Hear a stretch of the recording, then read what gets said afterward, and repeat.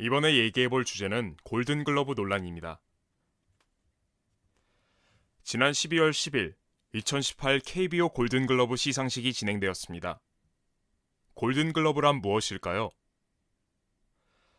메이저리그는 매년 각 포지션별 최고의 선수를 뽑아서 상을 수여합니다.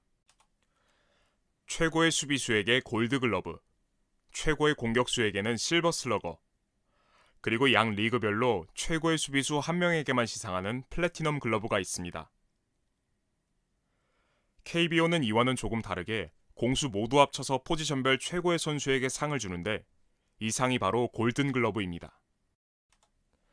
겉으로 보기에는 굉장히 영광스러운 상이긴 하지만 자주 논란을 불러일으켰는데요. 이번 골든글러브에서 가장 큰 논란이 되었던 것은 KT 위즈 외야수 멜 로하스 주니어가 상을 받지 못한 것이었습니다.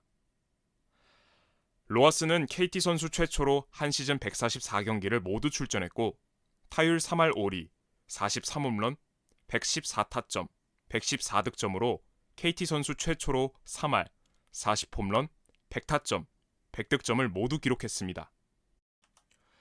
승리 기여도도 5.66으로 외야수 전체 3위에 올랐으며 KBO 중견수 단일 시즌 최다 홈런을 기록하기도 했습니다. 야구에서 외야수는 좌익수, 중견수, 우익수 총 3개의 포지션으로 되어 있고 이에 따라 외야수 골든글러브도 3명이 수상합니다. 그렇다면 원래의 취지에 맞게 승리 기여도 1위부터 3위가 수상하는 것이 이론적으로 맞지 않을까요? 이번 골든글러브 외야수 부문 수상자는 승리 기여도 1위와 2위인 김재환, 전준우 선수, 그리고 11위인 이정우 선수가 받았습니다. 물론 이정우 선수가 부상과 싸우며 한 해를 보내면서 저런 성적을 냈다는 것은 분명히 팬들에게 지지를 받을 만하다고 생각합니다. 하지만 과연 한 해의 최고의 외야수 3인이라고 선정할 수 있을까요?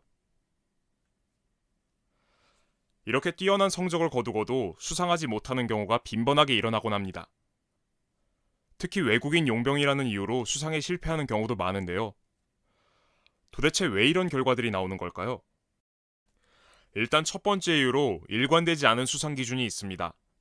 뜬금없이 우승팀 프리미엄을 든다든지 수비가 좋다, 보이지 않는 존재감이 있다든지 국가대표로 활약한 선수를 예우해주는 등 매년 선정 기준이 달라집니다.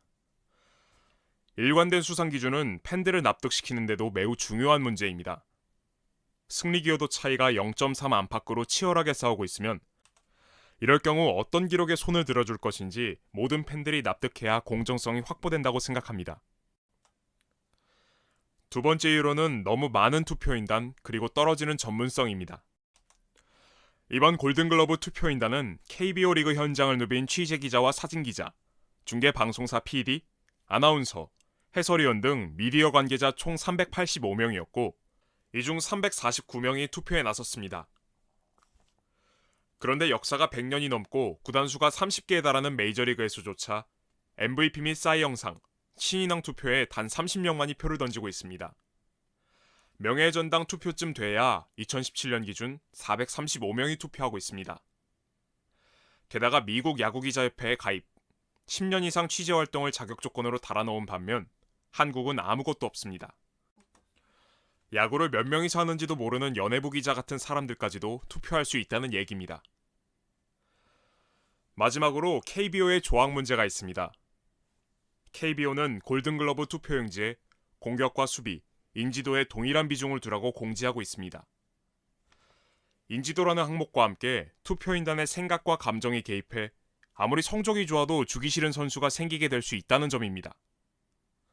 즉, 공격과 수비에서 월등한 성적을 내더라도 투표인단과 사이가 좋지 않다면 상에서 멀어질 가능성이 있다는 것이죠.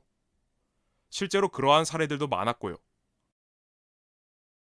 지금까지 나열한 일관되지 못한 수상 조건, 리그 규모에 비해 너무 많은 투표인단과 떨어지는 전문성, 그리고 수수방관하는 KBO의 자세만 고치더라도 보다 더 나은 한국 프로야구, 그리고 각종 수상 현장에서의 논란을 잠재울 수 있지 않을까 싶습니다.